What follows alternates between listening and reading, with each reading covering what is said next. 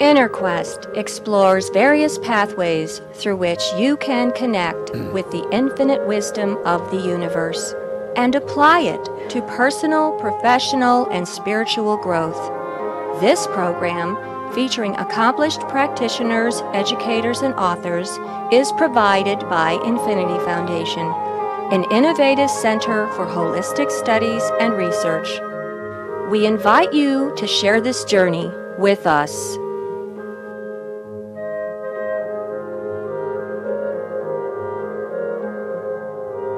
Hello, welcome to InnerQuest. My name is Jay Stone, your host for today, and our guest is Allison Sutter. Welcome, Allison. Thank you. Let me tell you a little bit about Allison. Allison is a Thinking into Results facilitator. She works with individuals and companies, helping them achieve their sought-after goals. Allison is a sought-after Czech holistic lifestyle coach and certified in reconnective healing. Allison spent 8 years teaching elementary school before she moved into holistic health and personal development. First question, Allison, why did you switch careers from a elementary school teacher to a holistic health practitioner? So when I was teaching school, I absolutely loved it. I mean, the children are so dynamic and creative. And then I decided to stop to have my kids. And when I did that, I have 3 children. And what I realized is that what was happening to them was that they weren't as healthy as I'd imagined that they would be. They were having some complications and some challenges. And so with doing that, you know, you go to the doctor and they tell you that typically they'll just give you antibiotics and a pill or something, and you go home and you're supposed to, get healthy. But what was happening is it wasn't working, and I was getting very frustrated with that. And I had a dad who was trained in Western medicine, so my belief was that we could go get a pill and then we'd be healthy, but it wasn't working. So, I kind of threw my hands up at a certain point, and I said, universe, give me a better way. There's got to be a better way. And how are your children doing now? They're doing fantastic now, absolutely fantastic. We have integrated healthful concepts, holistic living, and we're really seeing the results of that. Can you give our parents in the audience some helpful tips? Sure. I mean, simply, I think first and foremost, because it's about what we think. You know, if we think we have a choice, then we have a choice, and we go seek the answer to that choice. If we think we don't have a choice, then we're kind of stuck.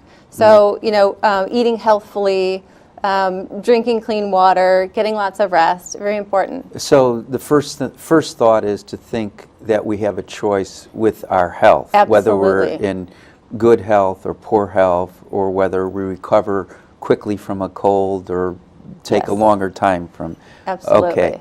Now, in case our audience can see what's on this table, it's a book here. It's called Thinking into Results. And you went through the training. Mm-hmm. How long did you go into this Thinking into Results training? I have been doing it for a couple months now, and it's just this fantastic program where we literally understand how our thinking creates our results. Mm-hmm. So it's totally life-changing. It's fabulous. Okay. And so what led you into Thinking into Results?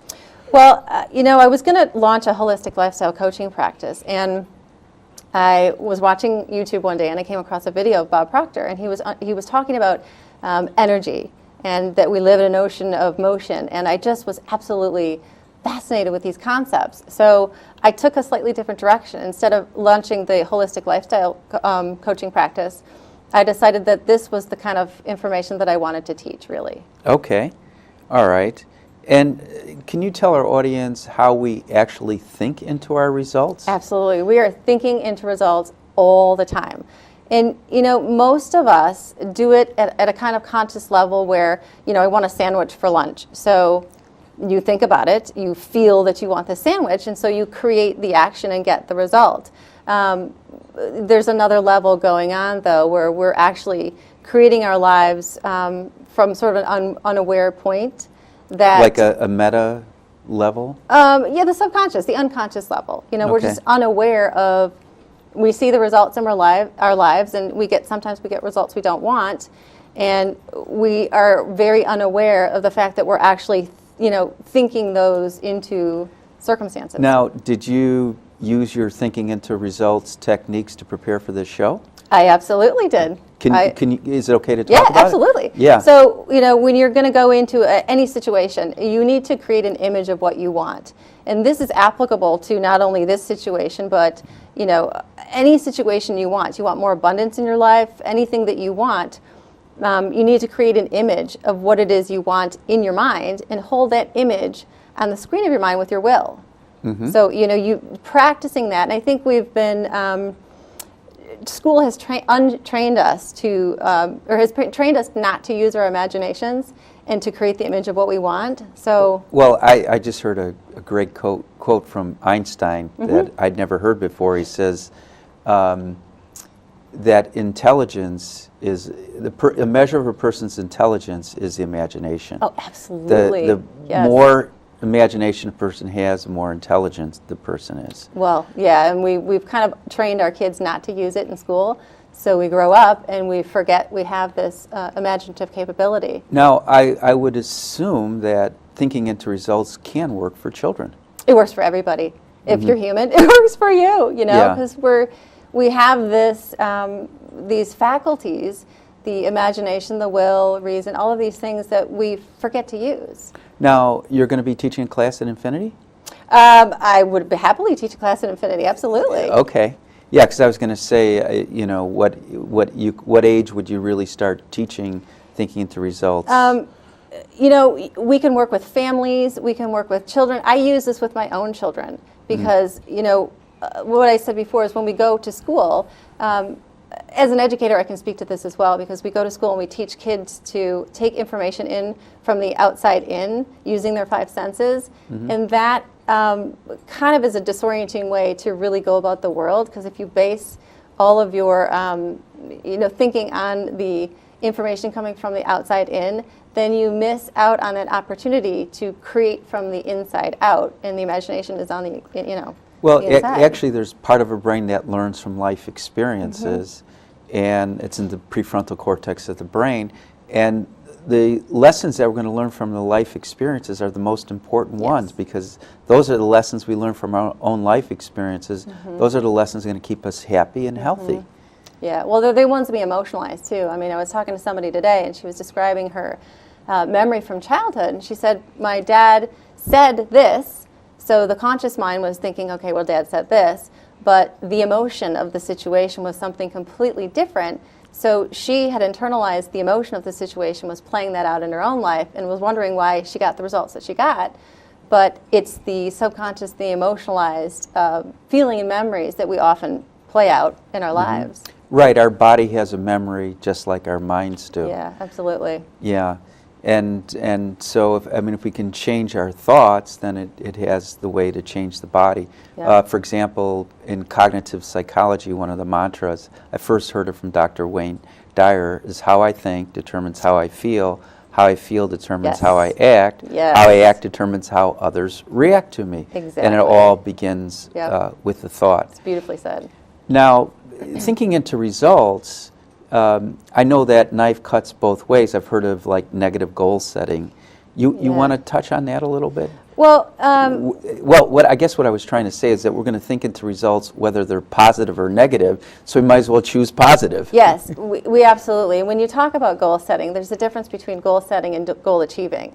So what happens at times is we set this goal, but we get confused and frustrated when we're not reaching our goal and achieving our goal. But what we're not understanding is that there are these paradigms and things that are guiding our actions, and so we don't realize these goals. But most people do this around this time of year when they want to set these New Year's resolutions, and they have these goals that they're setting, and they're like, I'm going to achieve this goal, I'm going to go to the gym, I'm going to get healthy, and then a month later they've fallen off the path, not realizing that when we change behaviors to try to achieve these goals that we've set for ourselves, that's kind of a slow and painful way to actually get a lifelong change, that we need to go to the root of the problem, which is the thinking, change the thinking first, and then we're going to get different results. Well, let's suppose, someone came to you for help. It's like, oh, I was exercising for 30 days. I've lost it.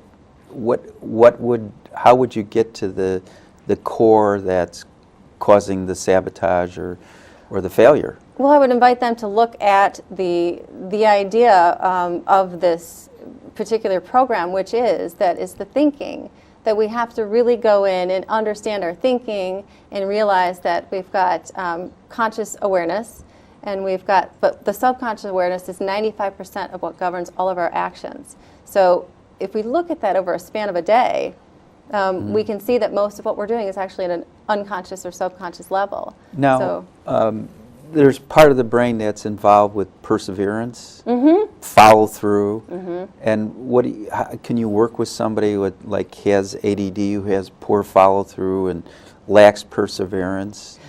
This is not a program for people who are suffering from real brain trauma and brain issues.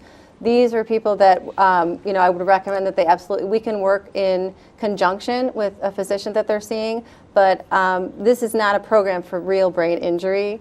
We need to get the brain healthy first, and then we can deal with the more behavioral type things. Okay.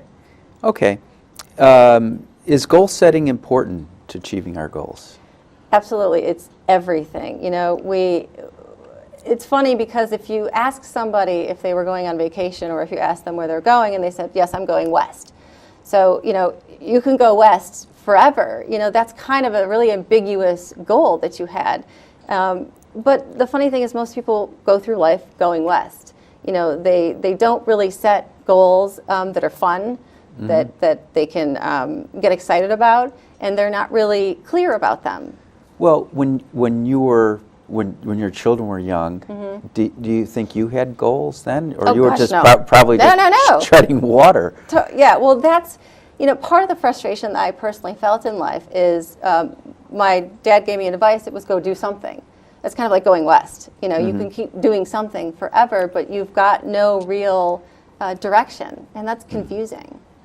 So, well, what would you say to a young mom with 2 children at home who's taking care of the household, taking care of the kids, and is going nonstop, morning, noon, and night? That's me. I've got 3 kids. I'm actually currently facilitating the program, but I'm a stay-at-home mom.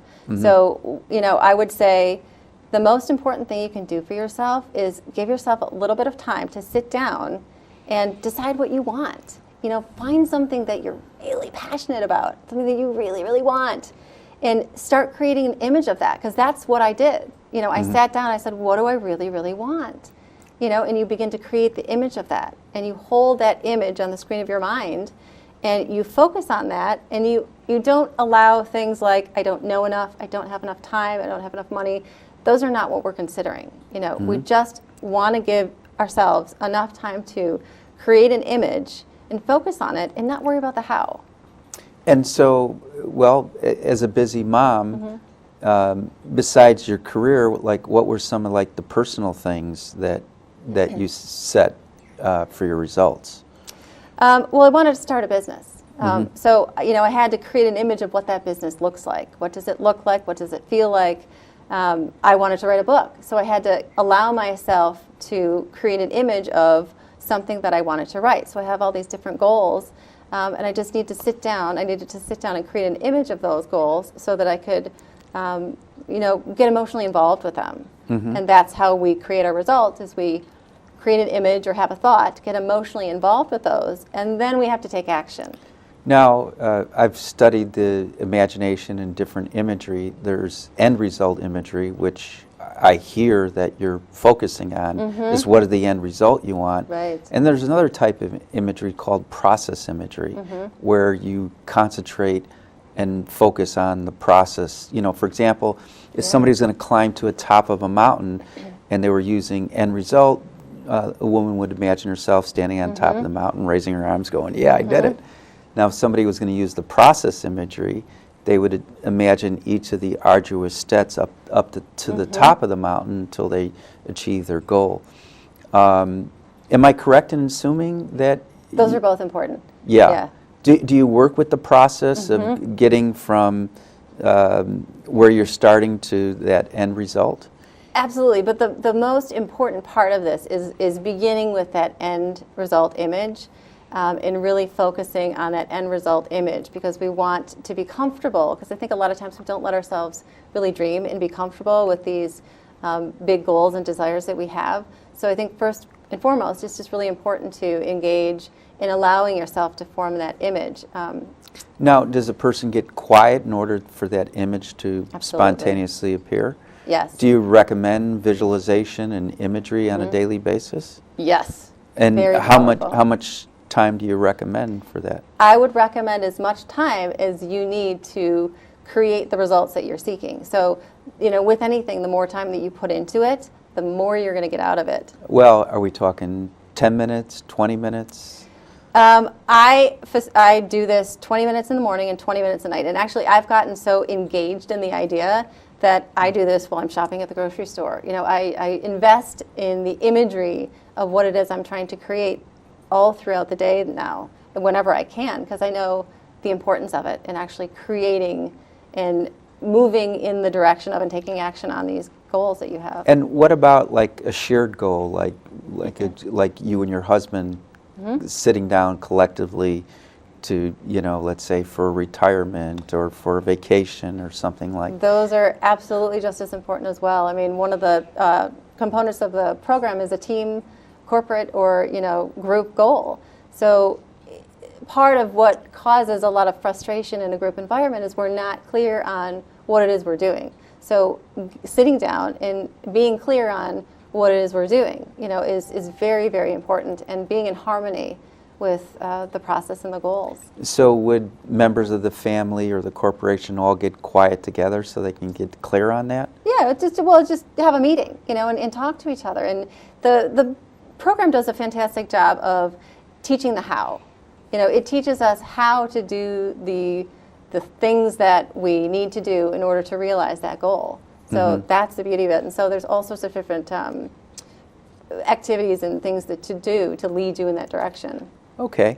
Here's a challenging question for you. Define success.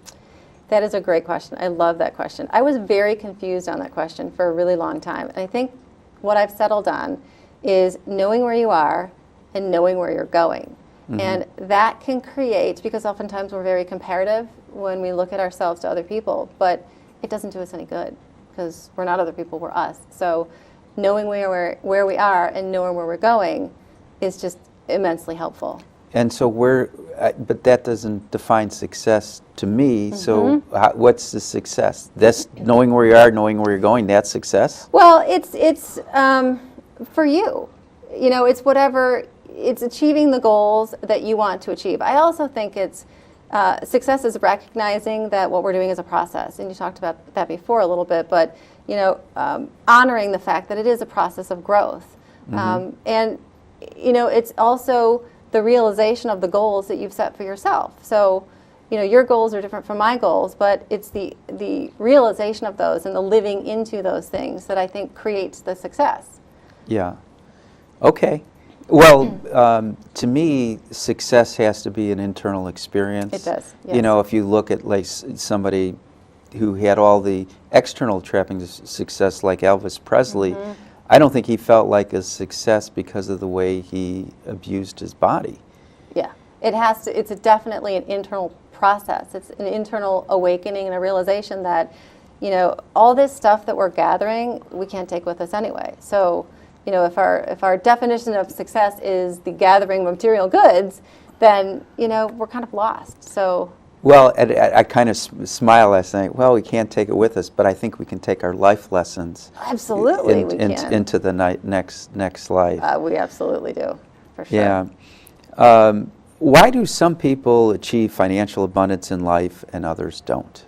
It is a fantastic question. So, that's also one of those things where the person who created this program, Bob Proctor, I'm going to refer to him for just a second because his story is pretty amazing. But he started out at a young age, completely unhappy, had no health, had no wealth, and he was handed a book called Think and Grow Rich by Napoleon Hill. Are you familiar with that book? Oh, I read that 30 years ago. So that book created for him an opportunity to move into his great success. He read it, every single day. He still reads it every single day, and he created financial success for himself in addition to, while creating all of these other kinds of success, emotional, physical. So the determining factor was the ability to take this life-changing material and put it into action. And I think that can sometimes be the difference between getting these results that we want and not getting them. Now, was Bob Proctor a success in some other field before he started thinking into results? He's been in personal development for 50 years. He Okay. is a mentor of mine and a teacher of mine, and I think he's just absolutely brilliant at articulating ways in which we can improve many aspects of our life. Yeah. Now, are there specific steps to achieving abundance? If I were to say there were steps, I would say the first is define what you want. You have to be clear on where you're going, because that abundance is going to be a result of what it is you decide you want, whether it's financial abundance or spiritual abundance. It's all about, defining what you want. Well, I was having an interesting conversation today with a woman, mother of 4 children, and we were talking about time, like her realization, like she was so busy. Her kids were sick this weekend, and she was caring for sick children, and it's like I don't have enough time for myself. And then I mentioned, well, there's such a thing called time poverty. Just like you can be impoverished with money, people sometimes feel that they don't have enough time. That's a paradigm, yeah. Yeah. It's something, and I've lived that paradigm of I've got a ton of kids and I don't have any time, but it really starts with your thinking. If you think Right. I have enough time, lo and behold, you create enough time for that, for whatever you want. Well, this has been quite a growth spurt for you. Thinking into results, going to the workshop, now working with people. How is that playing out with the rest of the family? It's fantastic and amazing all at the same time, because one of the reasons I decided to step into my results and go forth and do what I wanted to do was for my kids. And what we don't realize is that the energy that we create and put forth has a dramatic and immediate effect on our family. All I had to do was move in the direction of that which I wanted and create that which I wanted, and my children responded. I wanted to write a book. I started writing the book. My children went to the desk and started writing things. I didn't say anything. I simply created an awareness, created an energy, took action. And they what's the responded. subject of your book?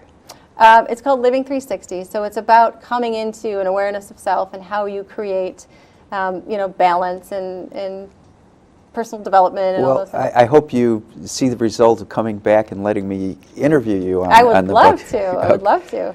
Okay.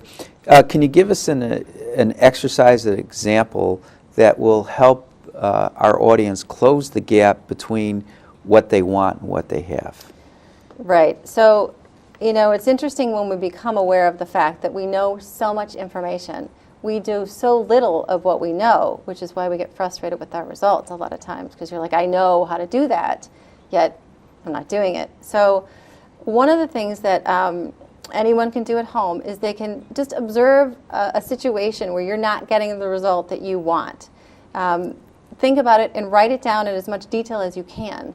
And then write the situation getting the result that you want in the present tense, and do that in as much detail as you can. And then you look at the two and you make note of what's going on. And so you can take the non-productive activities, and I view those as things that are taking you away from your goal, like sitting on Facebook for a couple hours is probably a non-productive activity if you're trying to grow your business. Yes. Unless you're doing your business on Facebook, I guess. But becoming aware of the things that we do and how we spend our time, and then consciously turning those into and writing them, because writing causes thinking, in a way that takes the non-productive and makes them productive. Now, would a person try to visualize this first? Maybe go into a relaxed state and just do a mental review of the situation that's causing him or her difficulty, so that they get more clear on the details. Or just being consciously aware of that, tomorrow I'm going to do this activity and I want to be mindful of not altering your behavior, so you're changing something, but just being mindful of how am I spending my day? Am I doing activities that are getting me to where I want to go with these goals that I have? And, am I really being productive in these activities? Because the non-productive activities oftentimes cause a great amount of frustration. Like, I'm not getting where I want to go. Why am I not doing, the things that I want to do? And just being aware of that is really, really helpful. Yeah, and I would think sometimes it's an outlet. People are so stressed, they just turn to Facebook or video games or something. Right. Well, that's also a pattern of behavior because we have these subconscious beliefs. And I was telling somebody else that, one of the things I used to do to halt my success was I would be late for things. And I always had a great excuse for why I would be late for things. But I think subconsciously what I was trying to do was alter my success and create ways for which I wouldn't be successful. So same thing happens when we get to a place where we're frustrated and we do these things that are not leading us in the direction we want to go. And we can make excuses for them, till we're blue in the face, really. Okay, and before the show I was looking at the book, and there's, I think, a chapter on the secret genie. What is the secret genie? So the secret genie is... Barbara Eden? No, is an image Yeah. that a doctor named Dr. Thurman Fleet gave us in 1934. And he was in the healing arts, and he realized that to heal his patients, they had to do a better job of doing that holistically. And in his opinion, holistically meant the mind as well as the body and the spirit. So he created an image, and it's literally a circle cut in half with the conscious mind and the subconscious mind, but it's intentionally larger than a smaller circle of the body. And he did that because up until that point, or up until now, we always focus on the physicality of ourselves. We focus on taking information in from the senses. And what we really need to do is understand our mind and how we're getting the results that we're getting. So he created this image that we could use to clear out the confusion and the chaos mentally, because we think in pictures. So, okay. And so how do we unlock the power of the secret genie? by understanding it. It's all about understanding and awareness. You know, when we learn about this stuff, the program does a fantastic job of giving us this image of how we think so that we can be really clear about that. So, you know, if you were to encounter a situation where, you know, you had a new idea coming in, and before maybe you had, you know, we'll call it XY, if you had X-type thinking and X-type results, and then a new idea comes in and it's Y-type thinking, you still have X-type results because you haven't shifted anything yet. That causes confusion. And for a long time, I would feel the sensation of fear, or, you know, internally you're vibrating at a different frequency, and you feel that, and it causes fear. And we have to go through the terror barrier and get to this other side of the wall to experience the change and the shift. So that's a great example of just of learning how to unlock the genie. Unlock the genie, exactly. Well, I think I got to wrap it up now, Allison. For more information about Allison, the Inner Quest Talk Show, the Infinity Foundation, stay tuned to the credits at the end. Until next time, wish you good health, good spirits, and of course, good fortune. Thank you. Thank you very much.